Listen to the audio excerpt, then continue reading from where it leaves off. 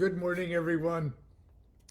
Good Thursday morning, and happy random acts of random kindness day.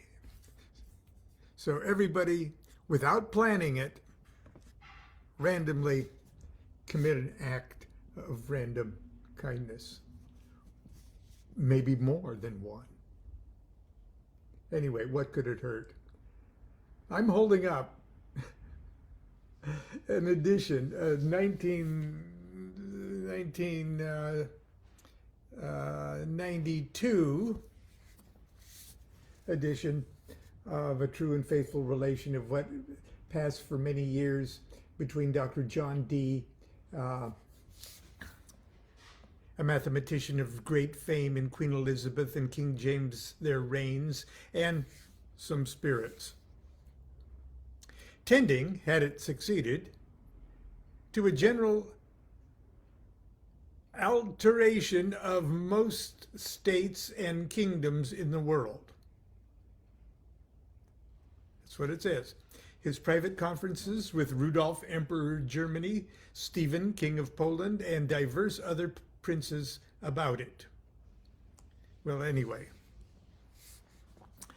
this was written by a guy named, actually it was compiled, it was curated, if you will, from John Dee's Diaries, quite a few years, I think at least over 20 years after Dee's death, by Merrick Casaubon, Doctor of Divinity. Now, Casaubon was not a fan of Dee, and there was it's all tangled up in the Protestant Catholic conflicts of that era. And if you're familiar at all with that era, Shakespeare was right in the middle of that conflict.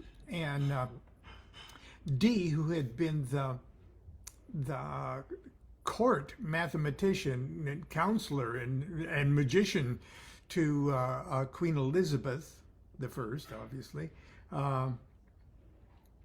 after her death and the choreography of the struggle for power after she died, Merrick Casaubon was among the people that would want to discredit Queen Elizabeth and all of her activities and stuff. So they wanted to throw dirt and prove how superstitious and crazy and maybe even satanic John Dee was. So, in a sense, this book, for many years, preserved the most important notes from from Dee's magical adventures in an attempt to discredit him. Instead, it preserved it. Much like the theologian Hippolytus, who published a takedown, a trashing of the knowledge of the Gnostics. But because of his publication trashing the Gnostics, it preserved much of what survived or what the hell the Gnostics were up to. So Crowley actually made Hippolytus a Gnostic saint for that. But anyway, I've got it out today to illustrate a couple things, because we started talking about Enochian magic yesterday, and we've got quite a few responses from it. And what we talked about yesterday concerned the elemental aspects of Enochian magic, which have, and remember, we got out the Tablet of Union to illustrate the aces and the court cards, and how it affects vis-a-vis the tarot. Today, let's talk about the second main branch of Enochian magic that is of most interest to modern magicians also, and that's the etheric aspect of it. And continuing to read from the Tarot of Ceremonial Magic, I just want to share a paragraph of what I say about that. There is a second great branch of Enochian magic that does not deal directly with elemental workings, but rather concerns itself with the Enochian view of the heavens. Surrounding the elemental universe, represented by the 4 elemental tablets and the Tablet of Union, are 30 heavens, or aethers. The lowest aether is Tex. Yes, T-E-X. And all these aethers have 3 letters, are spelled with 3 letters, and the letters are all capitalized. So it's capital T, capital E, capital X. The lowest aether is Tex, and is closest to the elemental universe. And the highest is Lil, L-I-L, and represents the supreme attainment of the magician. I like to say Tex is your head and Lil is Godhead. They're all your head. The 30 aethers roughly correspond in threes to the 10 Sephiroth of the Tree of Life, and are usually illustrated as 30 concentric circles surrounding the 5 tablets. The 4 elemental tablets with the Tablet of Union on the top, and then around that 30 concentric rings. A more accurate image would be 30 transparent spheres, one inside another, like a glass onion. These aethers can theoretically be accessed simply by ceremonially intoning the 19th Enochian call, or the 19th call in the Enochian language. Now, that 19th call opens each of the 30 heavens, or 30 aethers, and what distinguishes opening the 30th to the 29th to the 28th is just one word in the opening line of the 19th call. So if you would start the 19th call by saying in the angelic tongue, "O you heavens which dwell in the 30th aether," and then you go on with the 19th call just like you'll do for all the rest of them. So to open up Tex, you would say, "Madriax dies prof Tex, Kismikaos, Nirkaos, etc." And to open up the 29th call, which is R-I-I, you'd say, "Madriax dies prof Re, Kismikaos, Nirkaos, etc." And et cetera, et cetera. So it's just that one word in the 19th call that's changed to differentiate which of the calls you're opening. Okay. But I digress.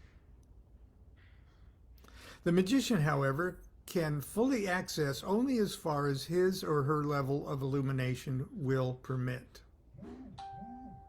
Starting with the 30th aether and working up, almost everyone receives visions of the lowest aethers. The magician will eventually come to a point where he or she is denied a vision of the next aether. And if I was writing this today, I'd also add, you get a vision in all the aethers, all the way up to number 1.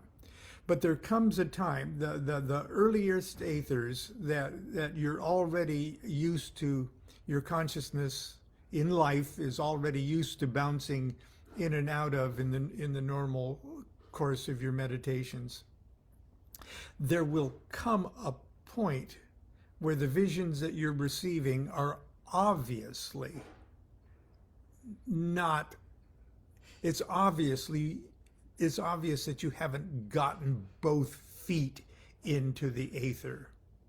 Okay, so the earliest visions, you're likely to see very clear things with information or suggestions to and things that are understandable and workable and to your own work. Okay, it's obvious, like you get cool messages and things like that, and the governors appear, and it's a workable thing. But there comes a time, and it's usually pretty early, as you go from 30 to 29, 28, 27, 26. It's pretty obvious that you're being barred from actually getting fully into the aether. Sometimes the governors or something will actually just, in your vision, will say, "Hey, sorry, man, you can get in here.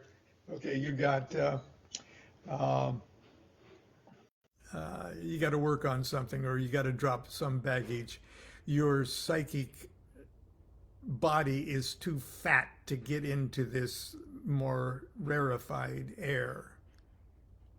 So when that happens, you go back to your diary records of the last aether that you could get into. Are you following me here? Because there's something happened. There's some message, some hint of what it's going to take to get you out, to get you forward, to ascend to the next level. And the hint to what it is that you need to overcome to make that next initiatory step is in your own diary. The diary record of the last aether that you could successfully penetrate.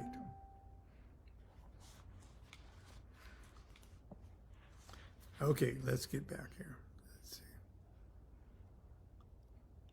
The magician will eventually come to a point where he or she is denied a vision of the next aether.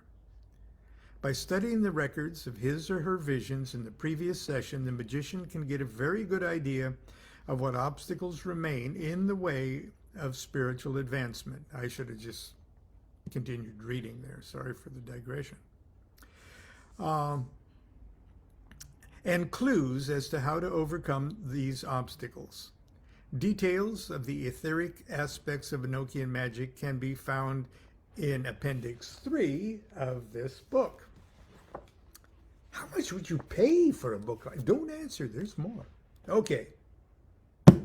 I'm going to put this book down here for a second. Take a sip of coffee. Try to get Siri out of my screen there. Siri popped up. She said, "I don't understand." And I'm going to now start to quote from this book for a little while. In Appendix 2 of this book, Enochian Vision Magic,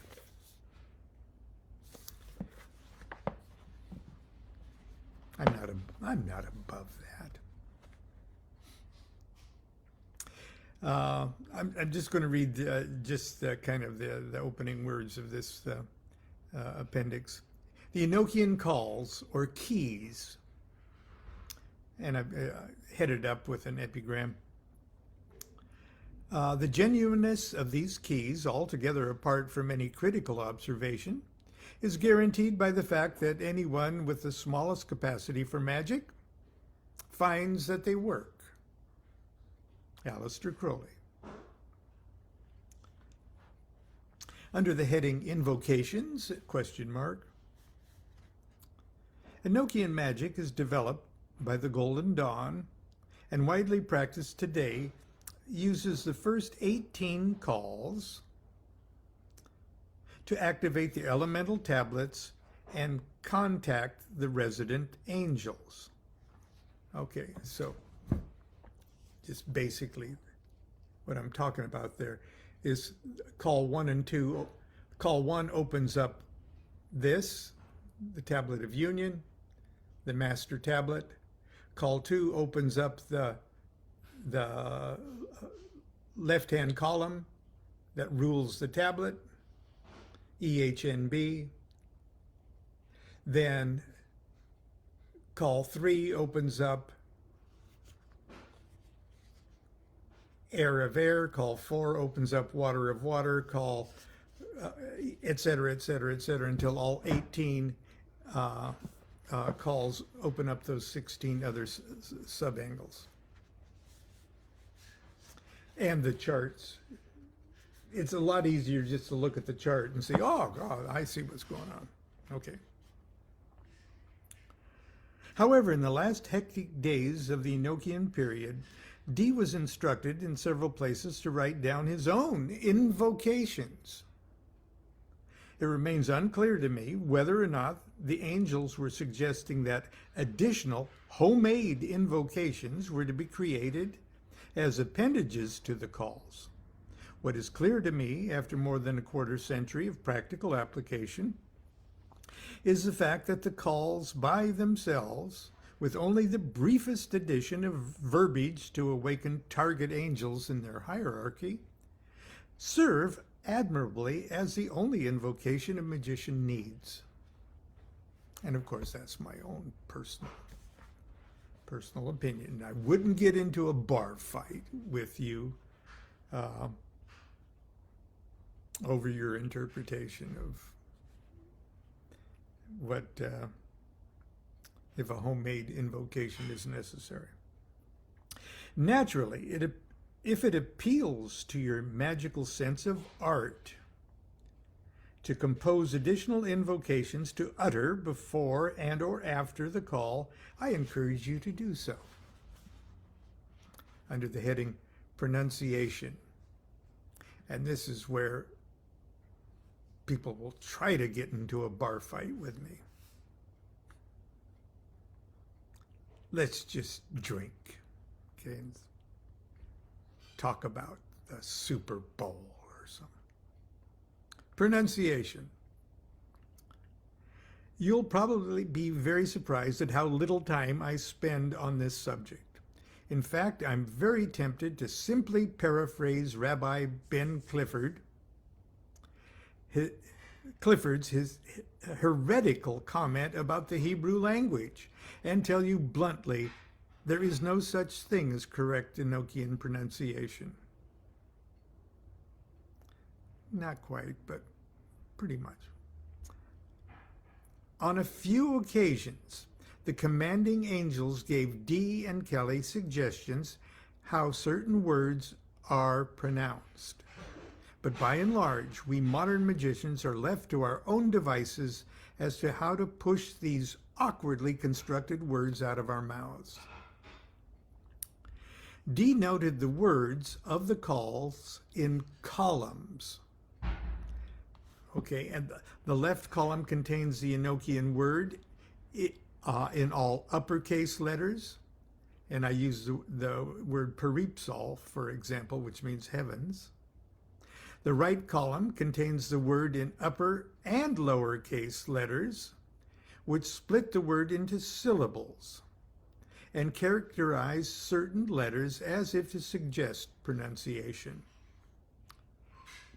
Peripsal, P-E-R-I-P-S-O-L. And sometimes in that series of columns, the translation of the word appears in the central column of the heavens. Okay, now, that's why I got out the True and Faithful here to show you that. Okay, here is what I'm talking about.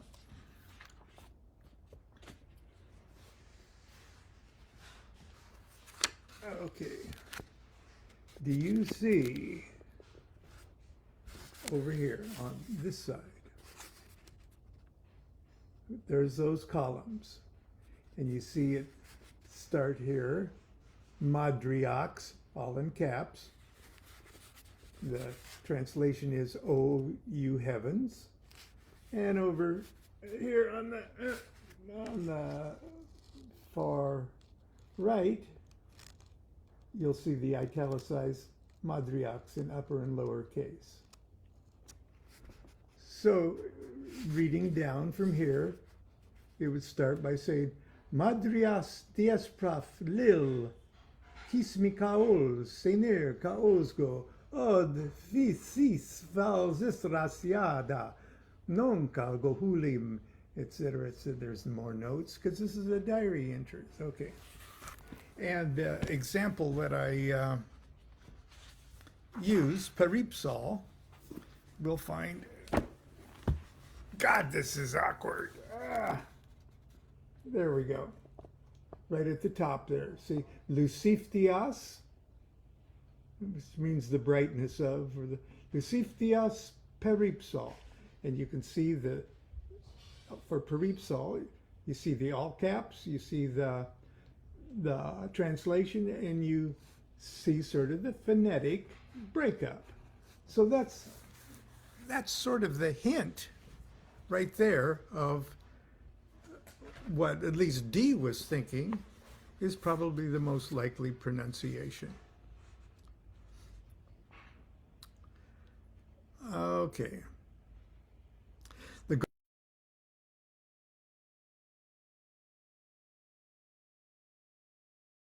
gold more fluidly off the tongue. This method obliges the magician to insert a natural Hebrew vowel sound after every Enochian consonant. For example, the word bitmon, B-U-T-M-O-N, butmon, meaning mouth, would be pronounced butamonu. This is wonderful for words such as this one, giving an almost Italian lilt. Instead of "ol son vogi," it's "oh sanu faurasagi." "Ol son vogi," "oh sanu faurasagi." Kohu yad belata elena sa kelezon. Sobro olore I na zoda pesad. Okay, when you come to a Z, you say zod. Zoda me zod instead of zims. Make up your own mind there. Okay, but DuQuette will get into that. But things get a little crazy when it comes to the letter Z, which the English currently pronounce as Z, and in Dee and Kelly's day was pronounced Zod. The angels did on occasion instruct Dee when and when not to use Zod. But its universal application to a language that uses the letter Z very often becomes, in my opinion, laughably cumbersome. Using the Golden Dawn pronunciation method, the simple one-syllable Enochian word zims, which means clothing, becomes the unwieldy four-syllable zod-e-me-zod. And you tell me which rolls off the tongue better. The most obvious alternate to Golden Dawn pronunciation is simply sounding out the words as they are written, which appears to be what the angels generally wanted Dee and Kelly to do. For the last 15 years, this is what I have done, with the exception of the first and second call, like I told you yesterday, which I learned in the old Golden Dawn Crowley way.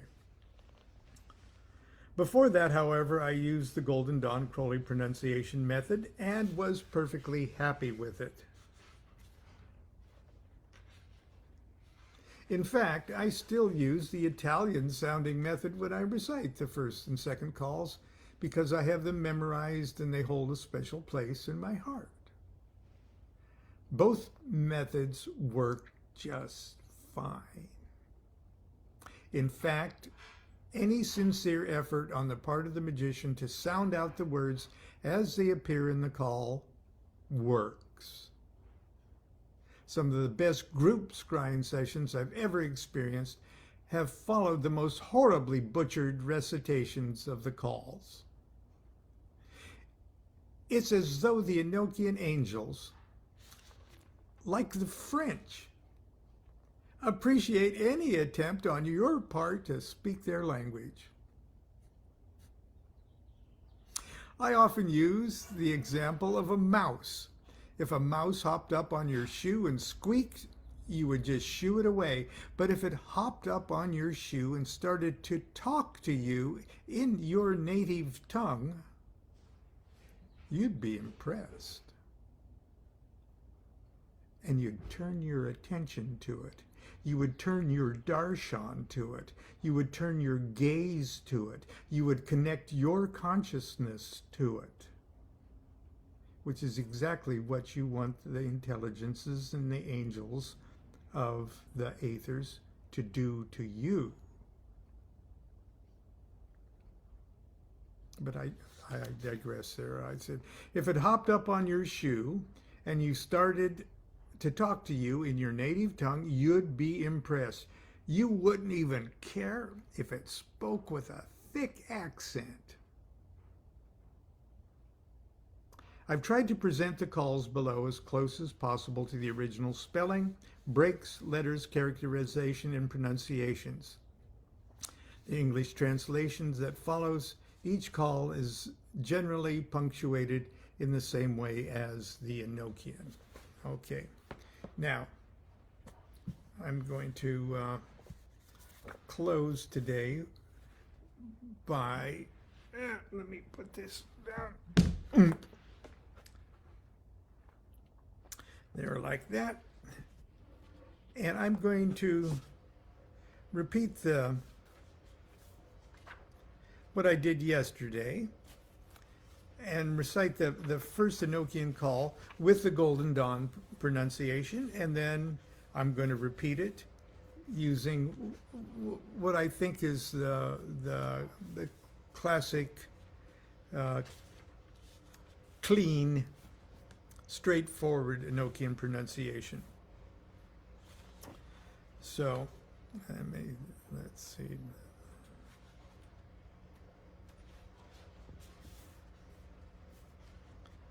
Hang on. Olsenu Farusaji Gohu Iad Belata. And this way would be Olson Vorji Gohu Iad Balt. Lanch Kalzo Von Pos Sobra Zolro Rei Ita Nazpsat.